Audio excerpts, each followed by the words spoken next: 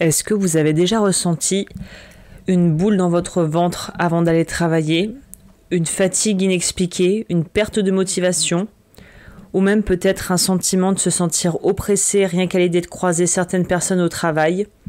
Si vous dites oui à une de ces questions, il est possible que vous soyez dans un environnement de travail toxique. Aujourd'hui, on va voir ensemble comment est-ce qu'on peut identifier cette toxicité dont on parle, comprendre aussi pourquoi elle existe, parce que je trouve qu'il y a quelque chose d'assez cathartique et d'assez thérapeutique quand on comprend. Ça ne veut pas dire qu'on solutionne et que tout est réglé, mais comprendre, c'est quand même un aspect, une composante de la résilience et on pourrait dire même d'une certaine forme de guérison qui est nécessaire. Et puis surtout, on va aller voir ensemble aujourd'hui comment se protéger, s'en prévaloir, s'en prémunir de cette toxicité et retrouver ou arriver à conserver un équilibre intérieur, même si l'environnement de travail est, on pourrait dire, dysfonctionnel. Je suis obligée, comme pour toutes les vidéos de ce genre, de faire un petit récapitulatif, à savoir que ce que je propose ici ne sont que des pistes. Je ne suis pas habilitée et accréditée, ou j'ai envie de dire assermentée, pour pouvoir donner des conseils d'ordre juridique, d'ordre légal. Je ne suis pas psychothérapeute, je ne suis pas coach.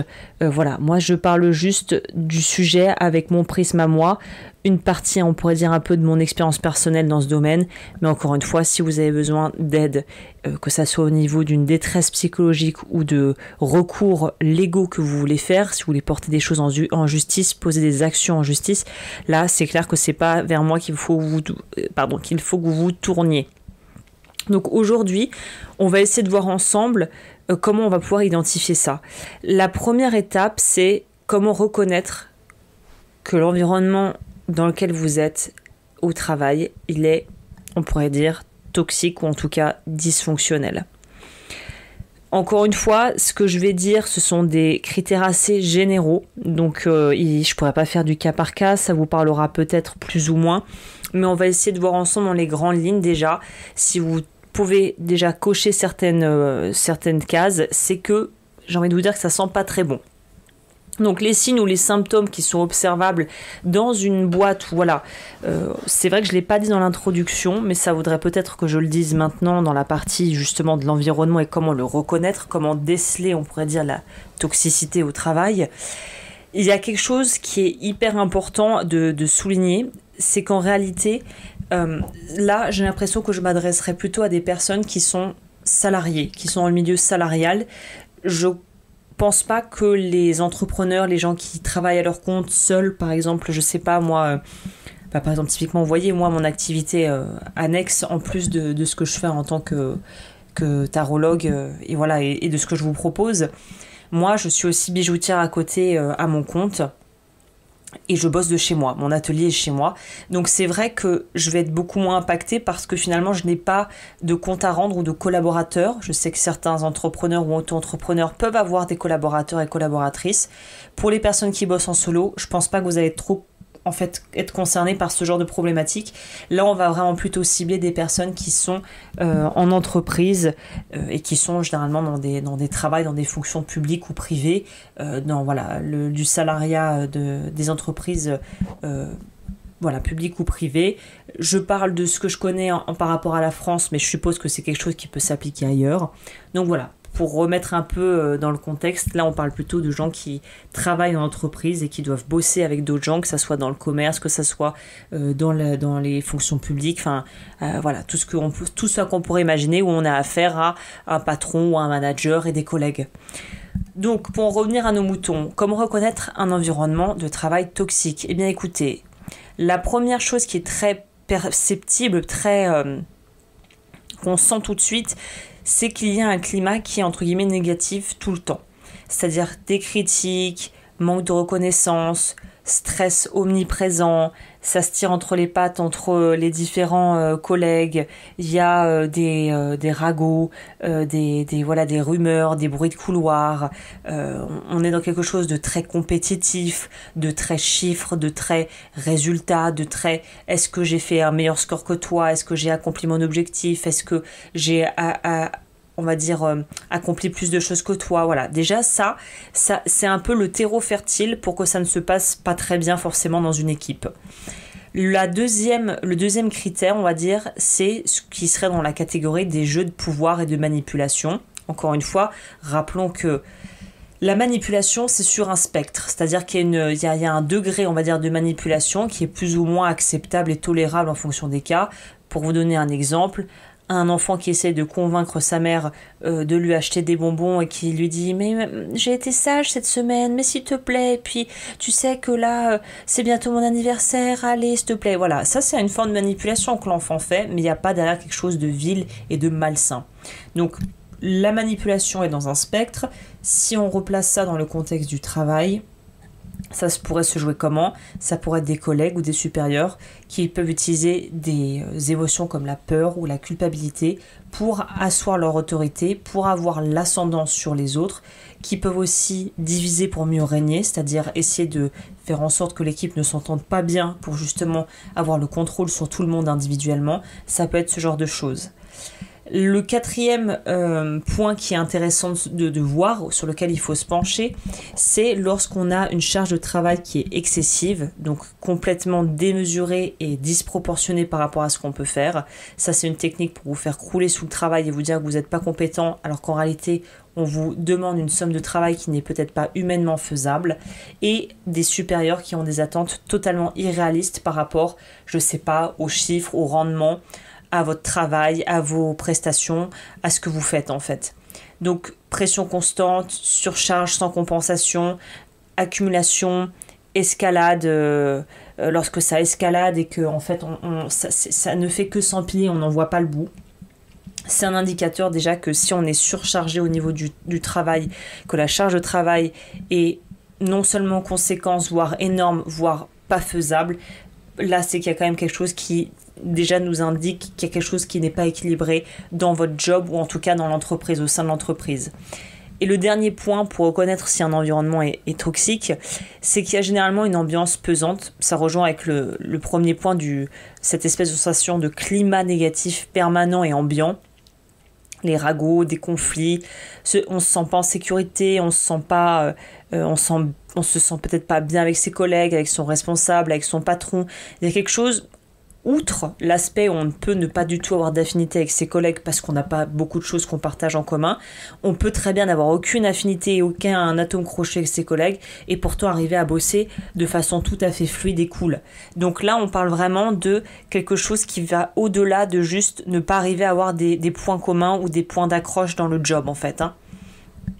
Donc voilà, déjà, si sur ces 4 points, vous sentez qu'il y a des choses où vous vous retrouvez là-dedans, j'ai envie de vous dire qu'il y a déjà une possibilité que vous soyez dans un cadre qui n'est pas sain, qui n'est pas bon. La deuxième partie qui est intéressante, et je trouve que c'est ça qui peut être aussi salvateur, c'est de se demander et de comprendre surtout pourquoi un environnement de travail devient toxique. Comment ça se passe ? Pourquoi parfois tout va bien, une personne rentre dans le service et ça devient la bérésina, ça devient la débandade. Pourquoi il y a une entreprise où qui traîne avec elle cette réputation d'avoir un turnover, c'est-à-dire un rendement de nouveaux employés qui partent et qui sortent incroyable. C'est quelles sont finalement les causes profondes de la toxicité au travail. Là, vraiment, et je parle de ce que je vois et de ce que j'entends, c'est presque unanime. J'ai envie de vous dire que ça va peut-être vous faire du bien d'entendre ça. C'est que généralement, une des raisons principales dans le top du podium de la liste, c'est qu'il y a un management incompétent ou trop rigide qui n'a pas des attentes réalistes par rapport à ce que peuvent fournir, le travail que peuvent fournir les employés en fait. Soit il y a une absence de ce qu'ils appellent en anglais là, le leadership, c'est-à-dire que personne ne prend vraiment les rênes ou n'arrive pas à le faire de façon bienveillante, donc les infos ne passent pas, et il y a un manque un manque cruel de communication entre guillemets le patron, le manager, en gros le haut du podium, le haut de la pyramide et ceux qui sont en dessous, ou quelqu'un justement qui est trop rigide et qui est tyrannique et qui va vraiment un manager par exemple ou une manageuse qui va vraiment diviser pour mieux régner, comme on le disait, être autoritaire et avoir un manque total finalement d'intelligence émotionnelle, si soit un tant soit peu que ça existe. mais qui a un manque total, on pourrait même dire, d'humanité, de bienveillance et d'empathie en fait avec les personnes qui l'entourent. La problématique, une des causes, la deuxième cause, j'ai envie de dire que c'est vraiment de façon globale, c'est pour ça que c'est un énorme dossier, qu'on peut pas traiter ça comme ça en 2 coups de cuillère à peau, parce que j'ai envie de dire, je suis presque tentée de dire que, en tout cas dans les pays occidentaux, je sais pas comment ça se passe en Orient, mais dans les pays occidentaux, il y a une culture d'entreprise qui est malsaine. C'est-à-dire que à partir du moment où on met des chiffres et des gens en compétition dans la même boîte, on peut être sûr qu'on va avoir des problèmes. C'est-à-dire que compétition à outrance, absence de valeurs humaines, on perd les valeurs profondes, on perd finalement notre humanité là-dedans en fait. On devient juste des chiffres qui sont là pour faire du chiffre et qui sont on parle que rendement, pourcentage d'augmentation ou pourcentage de perte. À partir du moment où on est dans un contexte comme ça, le job, on peut pas le faire bien. Et de là, je parle, petite parenthèse, expérience, les jobs où on ne demandait jamais de faire tel chiffre, d'atteindre tels objectifs, d'avoir tel objectif vendeur ou que sais-je, c'est les jobs où ça se passait le mieux, de ce que j'ai pu voir. La troisième cause de la toxicité au travail, évidemment, je ne vais pas vous en faire en long, en large, en travers, ce sont des gens dans l'entreprise qui ont en fait des profils de personnalité qui sont toxiques. Encore une fois, on n'est pas là pour les excuser ou on n'est pas là pour les accabler, on n'est pas là pour faire des diagnostics non plus, c'est pour ça que je vais bien évidemment m'abstenir de parler des pervers et tout le soin. Là, je laisse faire les coachs de développement personnel qui se font des leaders, des ponts d'or en parlant de ces sujets-là. Je pense qu'on a un peu épuisé le truc et que, à part un psychiatre ou un psychologue, personne n'est habilité à poser un diagnostic. Donc je vais dire de façon globale des personnalités finalement qui ne cadrent pas dans l'univers professionnel dans lequel ils sont ou elles sont.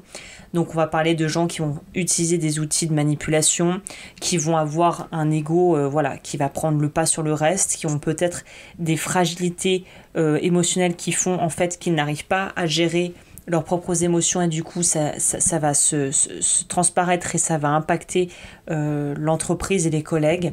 Et je dirais que c'est le plus délicat parce que finalement, pour moi, si on devait résumer les gens, on va dire, avec des traits toxiques, on peut dire que le point commun qui les réunit tous, c'est qu'ils sont incapables de se gérer émotionnellement. Il faut que quelqu'un porte leur détresse, il faut que quelqu'un gère leur stress, il faut que quelqu'un,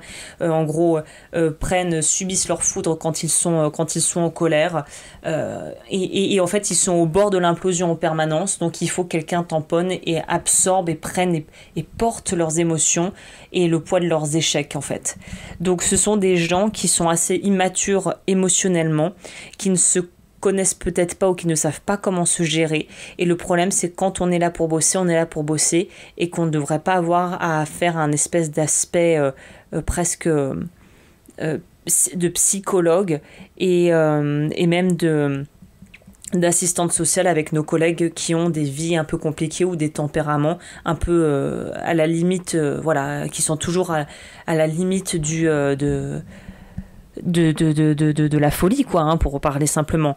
Donc c'est hyper compliqué de devoir gérer des gens qui sont pas intégrables et qui ne sont pas assimilables dans le milieu professionnel en fait, de par tout un tas de leur bagage et tout ce que je viens de vous dire. Mais c'est vrai que c'est le plus dur, c'est la gestion humaine des conflits dans la plupart des cas. L'autre raison, la dernière raison, la quatrième cause profonde de cette toxicité, ça pourrait être justement d'instaurer un climat de peur et d'insécurité que la culture d'entreprise, j'ai l'impression quand même, va nourrir et va même renforcer dans certains cas. On a tous peur de manquer d'argent, on a peur de se faire licencier, on a peur d'être blâmé, d'avoir des blâmes, on a peur que ça entache notre réputation. Donc en gros, ça attaque vraiment sur des points très sensible pour la plupart d'entre nous, à savoir notre sécurité financière et aussi du coup émotionnelle. Donc le fait que l'argent soit le vecteur de tout ça et qu'on ait besoin d'argent pour vivre, en tout cas la plupart d'entre nous, ça cause des gros stress Et si on enlevait l'aspect monétaire, je pense qu'il y a plein de fois ou plein de situations où on n'aurait pas autant, on se serait pas autant plié en quatre pour supporter un collègue, pour supporter un manager, pour tenir dans un job aussi longtemps. Donc il y a ça, mais on y reviendra plus tard pour essayer de dénouer un peu tout ça. Donc, encore une fois, ce type d'environnement, il faut se rappeler que ça ne se crée pas du jour au lendemain. C'est quelque chose qui se fait petit à petit sur la durée. C'est un peu insidieux. Il est souvent le résultat d'un système qui, de toute façon, ne favorise pas forcément le bien-être des employés et n'a pas ça comme priorité. Généralement, c'est juste comment faire le plus de chiffres et comment faire le plus de bénéfices. Et c'est la seule chose qui les intéresse. Et c'est de là, d'ailleurs, où est le problème plus global, comme on le disait, de cette culture d'entreprise qui n'est pas très saine. Là, on va passer brièvement, mais je pense que j'ai pas besoin de vous faire un dessin, les conséquences sur la santé mentale et physique de tout ça, donc de ce stress et de cette toxicité au travail peut créer stress chronique. Dans la catégorie stress chronique, on peut avoir évidemment troubles de sommeil, fatigue, anxiété, somatisation, palpitations, enfin tout ça. On va avoir aussi une baisse d'estime de soi, soit on se sent pas compétent, soit on a l'impression qu'on se sabote, soit au contraire on est toujours dans une espèce de frustration et ça nourrit ce besoin de perfection et de ce sentiment d'être pas assez bien.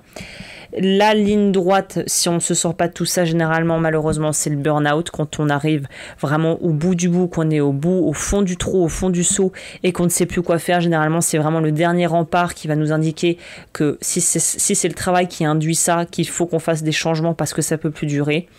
Et évidemment, tout ça va avoir des répercussions non négligeables sur la vie personnelle.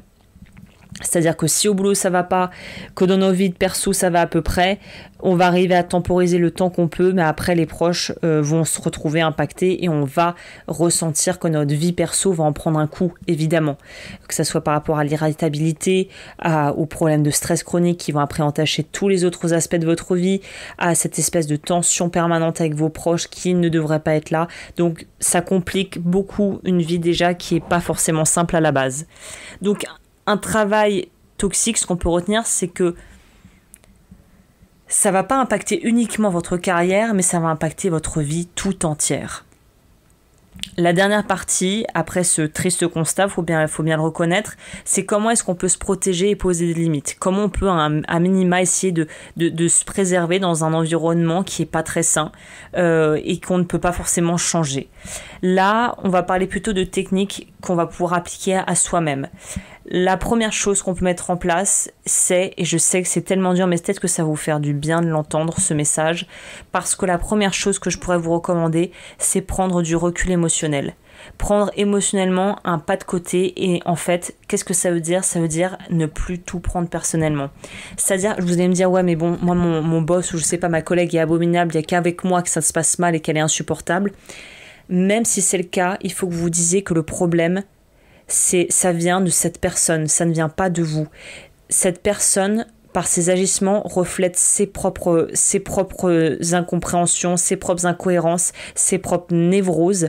Ça ne vous concerne pas. Même si vous êtes le souffre-douleur et que vous vous dites non mais c'est pas possible, mais en fait vous êtes le souffre-douleur, mais malheureusement vous êtes que, on va dire, un dommage collatéral de ses propres problèmes qu'elle a à gérer et de sa propre, finalement, incapacité à se gérer. C'est ce qu'on disait plus haut. Ça n'excuse absolument pas ce que la personne fait, si vous retrouvez là-dedans. C'est pas du tout pour ça, on n'est pas là pour être psychologue de comptoir. En fait, on s'en fout de « oui, mais elle a un divorce difficile, oui, mais elle a perdu sa mère il y a 2 semaines, oui, mais elle a été maltraitée ». Ouais, mais en fait, si on prend cette idée-là de trouver des excuses aux gens, ça veut dire quoi ?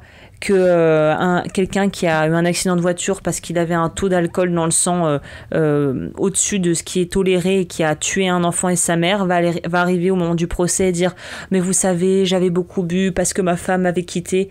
Non, en fait, t'as tué 2 personnes. On s'en fout en fait que ta femme t'ait quitté, t'as bu ce que t'as bu, t'as décidé de prendre la voiture alors que tu savais que tu n'étais pas apte à conduire, tu as tué 2 personnes. À un moment, il y a une justice, il y a la justice qui est là pour trancher, et à un moment, il faut assumer ses actes. Donc moi, je suis pas du tout partisane du en gros, on te gifle la joue droite, tends la joue gauche. Moi, je suis pas du tout là-dedans. Je respecte les personnes qui ont une approche peut-être plus humaniste. Là, moi, c'est pas du tout ce que je vais vous prôner et c'est pas ce que j'applique dans ma vie perso. À un moment donné, il y a des actions, des choix qui sont faits, des répercussions. Des répercussions peuvent créer des dommages collatéraux.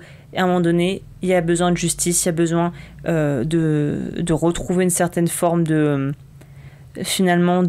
d'équilibre. Et ça peut passer par... d'ailleurs, j'y viendrai, quitte à aller jusqu'en justice s'il le faut, quoi. Et à un moment donné, il faut que la justice puisse servir à quelque chose. Et vous allez le voir aussi, on en parlera après, que les droits du travail aussi s'appliquent et que vous avez des droits et vous avez le droit de les utiliser. C'est quelque chose qui vous est accordé, c'est fondamental et il faut utiliser ça à votre avantage. La deuxième chose technique pour pouvoir se préserver et poser des limites, évidemment, un gros morceau, je sais à quel point c'est plus dur à dire qu'à faire, c'est savoir dire non. Poser des limites claires sans culpabiliser.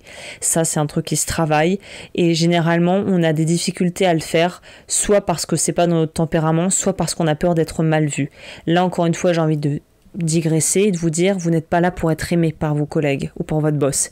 Vous êtes là pour être respecté et pour être finalement valorisé dans vos compétences. Vous n'avez pas besoin de vous plier à l'image qu'il voudrait avoir de vous. Si je sais pas, votre manager est passionné de planche à voile et que vous en avez rien à cirer, vous n'allez pas commencer à dire que vous aimez la planche à voile et regarder des documentaires sur la planche à voile pour essayer d'avoir des choses à lui dire. Vous n'avez rien à dire, vous n'avez rien à dire. Peut-être que le silence vaut mieux que de parler de sujets complètement inintéressants où finalement vous êtes là pour bosser dans de bonnes conditions. On peut d'ailleurs, petite parenthèse, deuxième digression, mais vous pouvez avoir aucun atome crochu avec un collègue et pourtant qu'au boulot ça se passe super bien. Certes, ça sera peut-être un peu superficiel, vous parlerez à la machine à café de la pluie du beau temps, mais ça se passera dans le respect de l'autre et tout ira bien et vous n'avez pas besoin d'avoir forcément des atomes crochus avec les gens avec qui vous travaillez pour que ça se passe bien dans une bonne atmosphère en fait. Donc voilà, savoir dire non, c'est vital et encore une fois, ça relie avec ce que je disais précédemment, c'est si vous connaissez vos droits, à savoir aussi sur votre contrat, qu'est-ce qui est marqué. Si votre responsable ou votre manager ou le patron vous a dit clairement quel était votre poste, quelles étaient votre attribution, qu'est-ce que c'était votre job. Si on vous demande des choses qui sortent de ce critère-là, et alors c'est encore mieux si c'est écrit noir sur blanc, vous êtes en droit de refuser en fait. C'est pas sur votre contrat. Parfois évidemment c'est plus nuancé que ça, mais c'est pour vous donner schématiquement dans les grandes lignes une idée en fait de la façon dont vous pouvez faire valoir vos droits, quitte à passer pour quelqu'un de chiant. Il vaut mieux passer pour quelqu'un de chiant que pour quelqu'un qui se fait exploiter en fait. Le troisième point pour se protéger, c'est rester dans une espèce de bulle. Alors je sais que ça peut paraître un peu paradoxal, mais pas tant que ça. Si on relie au point précédent de savoir dire non, c'est en gros, se concentrer sur ce que vous avez à faire, le faire le mieux possible et éviter au maximum de côtoyer ces personnes. C'est-à-dire que si vous savez que tous les midis, ils se retrouvent à la cafétéria ou au même, je sais pas, au resto du coin où ils vont prendre leur sandwich à la même boulangerie et il y a le groupe, par exemple, de salariés de votre boîte, de votre service qui y va. Si dans l'eau, il y a une personne que vous n'aimez pas et que vous savez comme étant toxique, n'y allez pas.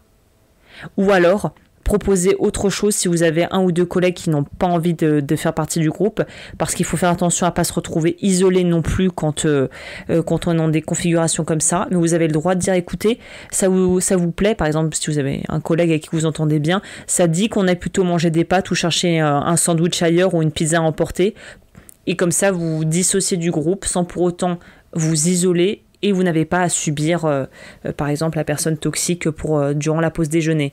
Alors, je schématise, parfois, on l'a à côté de soi au bureau, c'est beaucoup plus complexe, mais il faut être aussi stratégique et malin. Si on peut éviter au maximum de fréquenter ou de parler à la personne, tant mieux. Le quatrième point, ça va être de renforcer sa confiance en soi, c'est-à-dire de pouvoir reconnaître sa valeur malgré l'environnement. Une très bonne façon de faire ça, c'est de tout noter. Moi, je suis très partisane, je vous invite à noter un maximum de choses, à savoir, même quitte après que ça puisse servir de preuve ou pour vous protéger, c'est-à-dire cette date-là, à 7 heures, on m'a demandé de faire ça et je l'ai fait. Et en fait, plus vous avez une liste de tout ce que vous faites, sans pour autant vous intéresser à ce que font les autres ou aux choses que font mal peut-être la personne avec qui vous êtes un peu en bisbille ou voilà, avec qui vous n'êtes pas en bon terme.